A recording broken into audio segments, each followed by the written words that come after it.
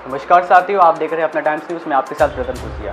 साथियों, चुनाव खत्म हुए, परिणाम भी आ गए और दिल्ली में भाजपा सरकार भी आ गई, वो भी पूरे 27 साल के वनवास के बाद। आज इसी पर एक चर्चा करेंगे कि क्या संगम विहार की स्थिति सुधरी है, क्या दिल्ली में जो समस्याएं उत्पन्न हुई थी क्या उसके समाधान जनता के सामने आ पाए हैं।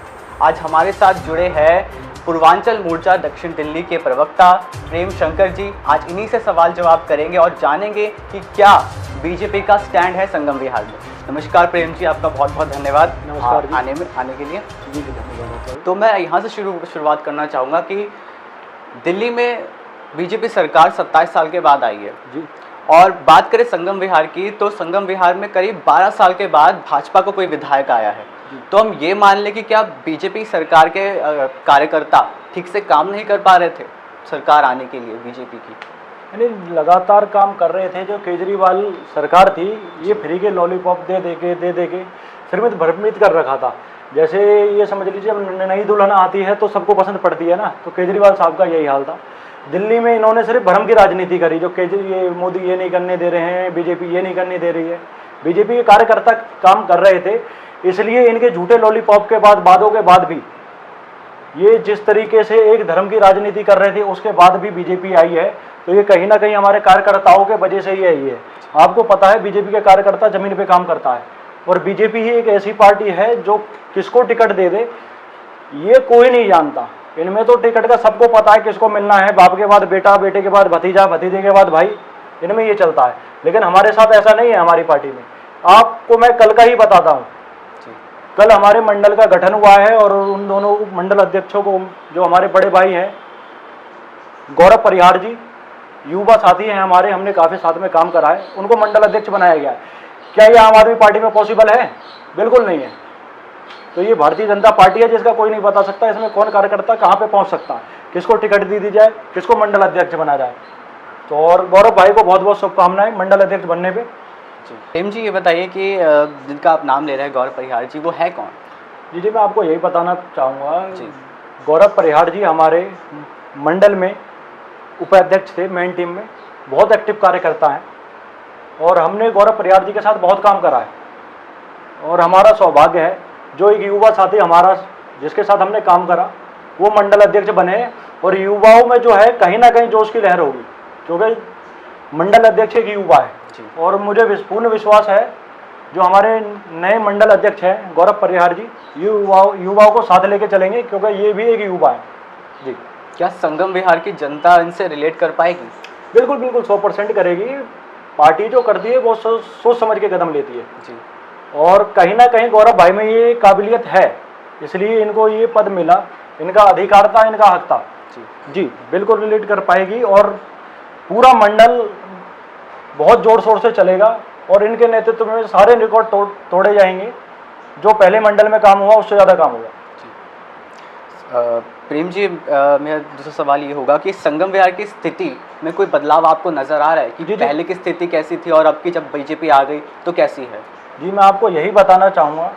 पहले की स्थिति ये थी, जो बोरों से पैसा वसूला जा रहा था अंधाधुंध, जो कहीं ना कहीं पहुंच रहा था पार्टी के विशेष लोगों पर, जो पूर्व पार्टी यहाँ से थे, विधायक थे और जो भी थे। लेकिन अभी आप देख सकते हो 50 रुपये महीने में पानी चल रहा है, लगातार पानी पे काम करा जा रहा है। 23 बोर हमारे माननीय विधायक चंदन चौधरी जी करा चुके हैं। वो 23 बोर पब्लिक के काम ही आने वाला है। आपने देखा कुछ दिन पहले रेखा गुप्ता जी के नेतृत्व में जो हमारे माननीय मुख्यमंत्री हैं, GPS वगैरह लगाए गए टैंकर पे और टैंकर बढ़ाए भी गए हैं पानी के। तो संगम विहार में भी बढ़े हैं कुछ। तो कहीं ना कहीं लोगों को लाभ मिल रहा है और महीने 2 महीने के अंदर जो भी पानी की समस्या है, हमारे विधायक जो हैं वो उसका सॉल्यूशन ढूंढ लेंगे। और अभी भी 70% ढूंढ लिया गया है। आप देख सकते हैं जो पानी के लिए मारामारी चल रही थी उस पर बहुत कंट्रोल करा गया है। अच्छा, पानी की आपने बात कही तो मैं ये भी बता दूं, जैसे हम भी कोई वीडियो डालते हैं अपना न्यूज़ पे डालते हैं तो लोग शिकायत लिखते हैं कि यहाँ पानी नहीं आ रहा, उधर पानी नहीं आ रहा। तो क्या पानी की समस्या बीजेपी के लिए कोई रणनीति है उसके लिए? जी पूरी रणनीति है। रणनीति नहीं होती 23 बोर कैसे कराए जाते जी। और आप देख रहे हैं पानी स्टोरेज के लिए ये जो जाट धर्मशाला है, इसके पास पानी स्टोरेज जो होगा सोनिया विहार के आगे, उसके बाद बूस्टर लगा के आगे लिया जाएगा। ये विधायक जी बता चुके हैं। और एक चीज़ आप समझिए, मैं आपको बताना चाहता हूँ, जो विधायक अगर ईमानदार है तो पूरा विधानसभा को ईमानदारी से काम करना पड़ता है। और माननीय चंदन चौधरी जो हमारे माननीय विधायक हैं, वो काम करना चाहते हैं, काम करना जानते हैं और काम करवाना जानते हैं। ऐसे ही वो विधायक नहीं बन गए, है ना। 2 साल के अंदर विधायक बन जाना अपने आप में एक चमत्कार है ना। तो उन्होंने अपने पार्षदीय क्षेत्र में वो काम करा जो हमारे विधायक भी नहीं कर पाए थे।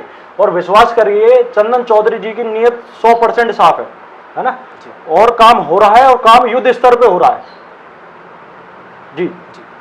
अच्छा, हमने पानी की बात कर ली, लेकिन संगम विहार की सबसे बड़ी समस्या है कूड़ा जी। जिस आम आदमी पार्टी ने चुनाव जीता था कि गाजीपुर की कूड़ा लैंडफिल साइट जो है वो हम ख़त्म कर देंगे, लेकिन ख़त्म नहीं हो पाई।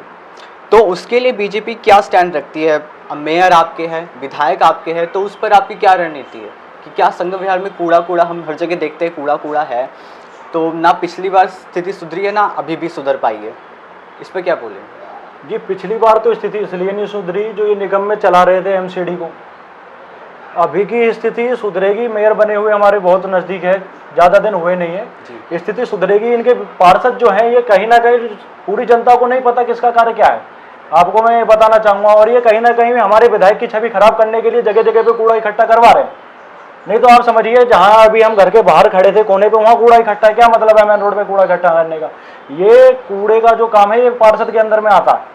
इधर के पार्षद हमारे माननीय गुप्ता जी हैं, जो पंकज गुप्ता जी हैं, और इधर के जीतू जी हैं, उनकी वाइफ है।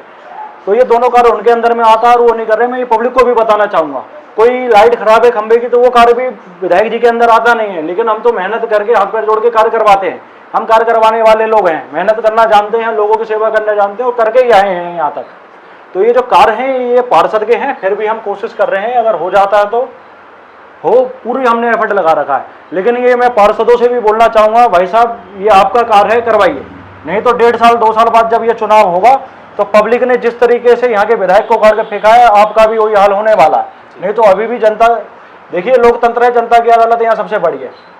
आप काम कर लीजिए या तो जनता आपसे करवा ली।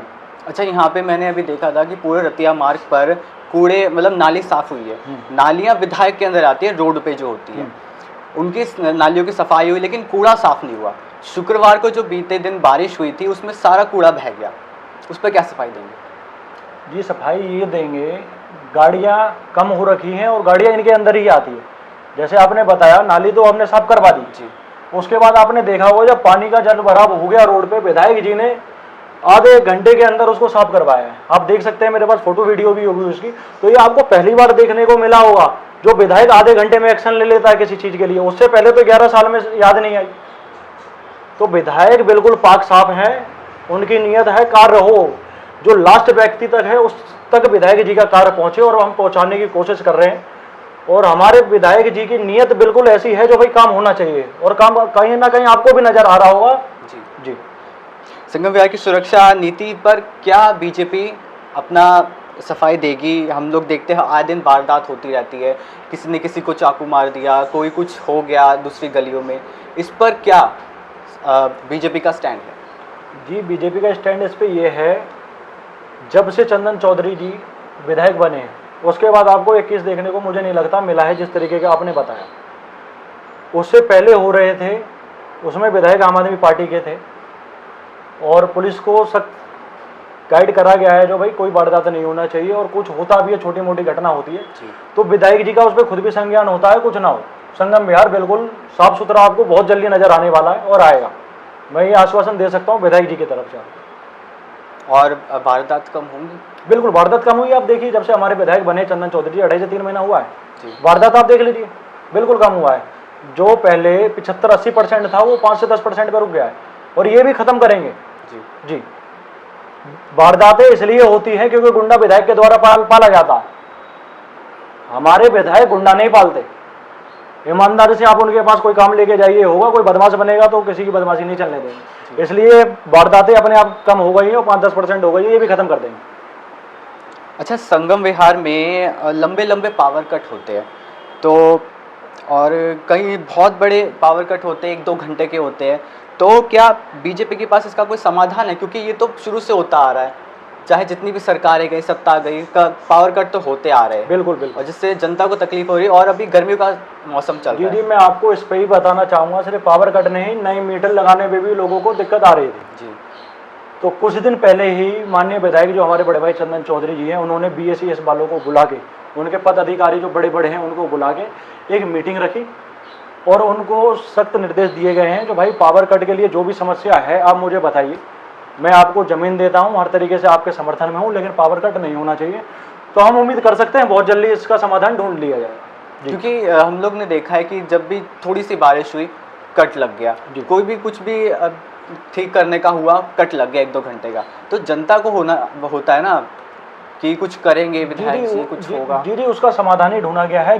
BSES वालों को बुला के, उनकी पूरी टीम को बुला के, उच्च पद अधिकारियों को बुला के इस पे बात रखी गई है विधायक जी की तरफ से। हम लोग उस मीटिंग में उपलब्ध थे, उनके द्वारा बोला गया है जो भाई किसी भी तरीके से पावर कम से कम कट होना चाहिए, ना के बराबर। इसके लिए जो भी सहयोग चाहिए BSES को, वो विधायक जी करने के लिए तैयार हैं। तो हम बहुत जल्दी में देखेंगे जो ये पावर कट होना बंद हो जाएगा। जी धन्यवाद। तो दूसरी बात करते हैं, संगम विहार में जो आप देखते हैं अनगिनत ऑटो चालक है, वो 18 साल से कम की उम्र के बच्चे हैं, ठीक है, वो ऑटो चलाते हैं और नशे की हालत में चलाते हैं, जिससे जनता और सवारी को दिक्कत होती है।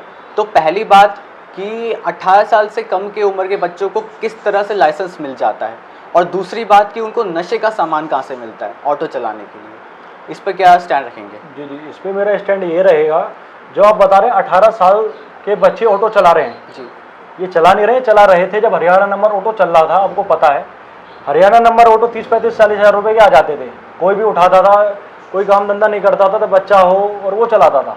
लेकिन आप देख सकते हैं अभी आप रोड पे निकलिए, आपको एक हरियाणा नंबर ऑटो नहीं मिलेगा। और जो दिल्ली नंबर ऑटो अभी चल रहे हैं उसको बच्चा चलाइए पॉसिबल नहीं है, क्योंकि उस ऑटो की कीमत 7-8 लाख रुपये मेरे समझ से है। तो अभी कोई बच्चा नहीं चला रहा है, ये पूर्व विधायक के समय की प्रॉब्लम है। अभी कोई बच्चा ऑटो नहीं चला रहा, आप रोड पे निकलिए दिल्ली नंबर ऑटो चल रहे। अच्छा जी। और मैं देखता हूँ कि हर बार जब भी हम निकल के जाते हैं तो ऑटो ना लेन से अलग ही निकल जाते हैं। यह क्या है, बड़ी सुरक्षा का मामला नहीं है? बिल्कुल 100% सुरक्षा का मामला है, और इस पर कहीं ना कहीं चंदन भैया की नज़र भी होगी, जो हमारे विधायक हैं, इन्होंने नज़र बना रखी और बहुत जल्दी आपकी बात उन तक पहुंचेगी और इस पर कुछ ना कुछ कार्य करा जाएगा, कार्रवाई होगी। अच्छा प्रेम जी, ये बताइए, आपके पास भी कुछ बोर है। पिछली सरकार की बात करें तो वो लोग चोरी से पैसे लेके मतलब पानी वानी सब करते थे, लेकिन उस समस्या को ख़त्म करने के लिए आप कुछ कर रहे हैं? जी, मेरे पास कुछ बोर नहीं है, सिर्फ मेरे पास एक बोर है, और वो बोर इसलिए मुझे दिया गया जो हमारे ब्लॉक में वो बोर सही से नहीं चला पा रहा था, लोगों तक पानी नहीं पहुंच रही थी, पानी की व्यवस्था नहीं कर पा रहे थे वो लोग, और काफ़ी ज़्यादा पैसा ले रहे थे।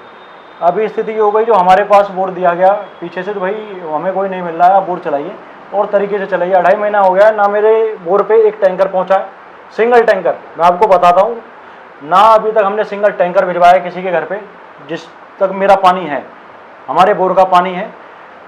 और हम और लोगों को भी पानी दे रहे हैं जिनके कनेक्शन नहीं है हमारे बोर पे, वो भी हमारे पास कितनी बार आते हैं, रिक्वेस्ट करते हैं, तो उनको भी हम पानी देते हैं। क्योंकि देखो हमें तो सबकी सेवा करनी है, पैसा कमाने के लिए नहीं बने, तो हम सबकी सेवा कर रहे हैं सेवा भाव से। और उसके बाद भी कुछ प्रॉब्लम आती है, लोग आगे परेशान कर रहे हैं, दूसरे जो हैं दूसरे पार्टियों के अभी भी हमें परेशान करने का कार्य कर रहे हैं, लेकिन परेशान नहीं कर पा रहे हैं। हम परेशान नहीं हो रहे हैं क्योंकि पब्लिक हमारे साथ है, हम दिल से काम कर रहे हैं, ईमानदारी से काम कर रहे हैं और सेवा भाव से काम कर रहे हैं, इसलिए हमें कोई परेशान करने का काम कर रहा है तब भी परेशान नहीं कर पा रहा है। आप हमारे इधर जाके जिसका भी उस बोर से कनेक्शन है आप पूछिए, उनकी सबके लिए राय अच्छी होगी। मैं पूछूंगा फिर? बिल्कुल बिल्कुल, आप चलिए, मैं आपको वहाँ का व्यू दिलवाता हूँ। किसी के शादी विवाह हो, किसी के 13वीं हो, उसके पास पानी हम ऐसे पहुँचवाते हैं, किसी जात का हो, किसी कास्ट का हो, कुछ नहीं है। और तो और पहले आपने कभी नहीं देखा होगा, पहले क्या, मैं तो मुझे लगता है आज भी नहीं देखा होगा, जिससे हम 50 रुपये लेने भी जाते हैं उससे पहले राम राम करते हैं। हमारी भाषा रहती है, कोई बड़ी बुजुर्ग हो तो उससे माता जी क्या क्या बात करते हैं, तो हमारी लैंग्वेज आप पता करिए पूरे बोर पे, कोई आता है हम पे चिल्ला भी रहा होता है तो हम माता जी कह के कहते हैं, क्योंकि हमारी सरकार, हमारी जिम्मेदारी बहुत बनती है उसके प्रति, जो किसी की ऐसा ना लगे जो भाई ये हमारे साथ अभद्रता कर रहा है। हम सबसे प्यार मोहब्बत से काम चला रहे हैं, कर रहे हैं, और कोशिश कर रहे हैं जितनी ज़्यादा सेवा करी जाए। अभी भी आप मेरा फ़ोन उठा के देख लीजिए, बगल में फ़ोन पड़ा, 3, 4, 5 फ़ोन रोज़ का दिखेगा जिसको कोई ना कोई कार्य है, हाथ पैर जोड़ के उनके कार्य कराए जाते हैं, बिल्कुल माता बहन करके उनका कार्य कराया जाता है, और पब्लिक हमसे खुश है। तो प्रेम जी, ये बताइए कि हमने हाल ही में देखा कि पहलगाम में क्या आतंकी हमला हुआ, हिंदू पर्यटकों को खासकर निशाना बनाया गया, तो आप लोग पहलगाम कब तक जा रहे हैं? मैं आपको बताना चाहूँगा, मेरी फिलहाल में शादी हुई है, 4-5 महीना हुआ है, और मैं घूमने गया था अपनी वाइफ के साथ हिमाचल प्रदेश। तो घूम फिर के आया तो वहाँ मैंने कुछ ना कुछ पैसा वगैरह खर्च करा ही होगा, सब चीज़ है वहाँ, लोगों की कमाई यही होती है लगभग। मैं कश्मीर घूमने जाने वाला था, लेकिन अब मेरी हिम्मत नहीं है, अगला टूर मेरा वहीं का था, लेकिन अब मैं नहीं जाने वाला हूँ। मैं ऐसे लोगों को पैसा देना नहीं चाहूँगा जो अपने घरों में लोगों को घुसाते हैं, हमारा समर्थन नहीं करते हैं। क्योंकि आपने देखा जब हमारे भाइयों को मारा गया, नाम पूछ के, उसका धर्म पूछ के, उसकी पैंट खोल के उसको मारा गया, तो कुछ लोग मोमबत्ती लेके उतरे, और जो मोमबत्ती लेके बाहर निकले उन लोगों के चेहरे पे स्माइल थी। ये फेक लोग हैं, ऐसे लोगों को पैसा कमाने मत दो, इनकी कमर अपने आप टूट जाएगी। एक बार हमारे बड़े भाई कपिल मिश्रा जी ने नारा दिया था, देश के गद्दारों को गोली मार। तो आज मैं आपके स्टूडियो से नारा देता हूँ, देश के गद्दारों को कमर तोड़ दो। किस तरीके से कमर टूटेगी? कमर इस तरीके से टूटेगी, इनका आर्थिक बहिष्कार करा जाए, जो भारत के पक्ष में नहीं है, जो भारत माता को बोलने के लिए तैयार नहीं है, जो वंदे मातरम बोलने के लिए तैयार नहीं है। हम देशभक्त लोग हैं, हमारी माँ पहले हमारी धरती है, उसके बाद हम किसी को पूछते हैं। हम भगत सिंह के विचारधारा के हैं, पंडित जो क्या कहते हैं हमारे चंद्रशेखर आजाद जी के विचारधारा के हैं। हम और लोगों को मानने वाले लोग नहीं हैं। सारी चीज़ें भाईचारा के नाम पे बंगाल से लेके और कश्मीर तक सिर्फ हम चारा बनाए जा रहे हैं, तो इसमें भाई कहाँ है? हम चारा आप बनने के लिए तैयार नहीं है। आपने देखा कितने वहाँ के लोकल लोग थे जो उनको सपोर्ट करें, उनको अपने घर में छुपाए, जिनके अब घर तोड़े जा रहे हैं। जी हाँ, ये बिल्कुल जायज़ है, और इनको कहीं ना कहीं इनका आर्थिक बहिष्कार करके ही इनसे लड़ा जा सकता है, जो देश के खिलाफ है। मैं सब मुस्लिमों की बात नहीं करता, लेकिन मैं उस इस्लामिक आतंकवाद की बात जरूर करूंगा जो हमारे भारत माता की जय बोलने से कतराता है और आतंकियों के समर्थन में बोलता है, पाकिस्तान दिल में रखता है और भारत का चेहरे पर नकाब पहने बैठा पड़ा है। उन सब का बायकॉट करना ही पड़ेगा, आर्थिक कमर तोड़नी पड़ेगी। जिस तरीके से हमने देखा, अभी भी हमने देखा, मैं एक चीज न्यूज चैनल पे कल ही देख रहा था, अभी कश्मीरियों से पूछ रहे हैं तो पाकिस्तान पे बोलने के लिए तैयार नहीं है। एक बच्चा कुछ पाकिस्तान के खिलाफ बोलता है तो उसकी माँ पीछे से चाटा मार देती है। ये देशभक्ति नहीं हो सकती। और हमने एक चीज और देखा, जो लड़की यहाँ की और लड़का वहाँ का शादी करके बच्चे पैदा करके यहाँ एम्स में बच्चे पैदा हो रहे हैं, ये धर्मशाला नहीं है। और ये बहुत बढ़िया कदम है हमारी सरकार का, जो इनको भगाया जा रहा है। अच्छा, हमने देखा था कि कुछ लोग जो है, विशेष धर्म के लोग जो है, यहाँ पर पाकिस्तान के झंडे को काफ़ी हटा रहे हैं, उसके खिलाफ बोल नहीं रहे हैं, जो ज़मीन पे चिपक गए हैं झंडे उन्हें हटा रहे हैं। उनका खून खराब है, वो औरंगजेब को बाप समझ बैठे हैं, इसलिए ये हरकतें कर रहे हैं। जिसको अपने धरती से प्यार नहीं है उसको मैं इंसान मानता ही नहीं। भगवान ने ही कहा है, श्री रामचंद्र जी कह रहे थे, जो भाई मुझे स्वर्ग मिले और अपनी जन्मभूमि मिले तो मैं अपनी जन्मभूमि पे रहना चाहूँगा, मेरी ये धरती है। तो मैं वही कहूँगा, जब हमारे भगवान है तो हमारे लिए पहले माँ हमारी धरती है, उसके बाद मेरा परिवार घर द्वार जो है उसके बाद है, पहले मेरी धरती है। तो ये हरामखोर कहीं ना कहीं ऐसे बदतमीज बेशरम लोग हैं जिनको ये नहीं पता है हमारी खाते हैं वहाँ की खाते हैं। यहाँ पे मुसलमान नहीं है कि वहाँ बहन वहाँ से जीजा ढूंढ के ला रहे हैं। अरे भाई यहाँ शादी करो ना, इतने लंबे लंबे लोग हैं, वहाँ शादी करके मिलता क्या है? सानिया मिर्जा जैसी को वहाँ से तलाक ही मिला, उसका दूसरे पे दिल आ लिया, अभी उसको भी छोड़ेगा, तीसरे पे आ लेगा, तो वहीं मिलेगा, वहाँ जाएंगे। तो अपने देश से प्यार करो, और बहुत सारे करते भी हैं, ऐसा नहीं है, मैं सबको नहीं बोलूँगा, लेकिन जो भारत माता की जय करने को तैयार नहीं है, अपने जीजा वहाँ ढूंढने के लिए तैयार है, वो कहीं ना कहीं गद्दार है जी। और इनका इलाज कहीं ना कहीं सिर्फ एक यही है, पहले कपिल भाई ने इनका बोलो देश के गद्दारों को गोली मार। अभी मैं बोलना चाहूँगा, देश के गद्दारों का कमर तोड़ दो, आर्थिक बहिष्कार हर रूप से करें।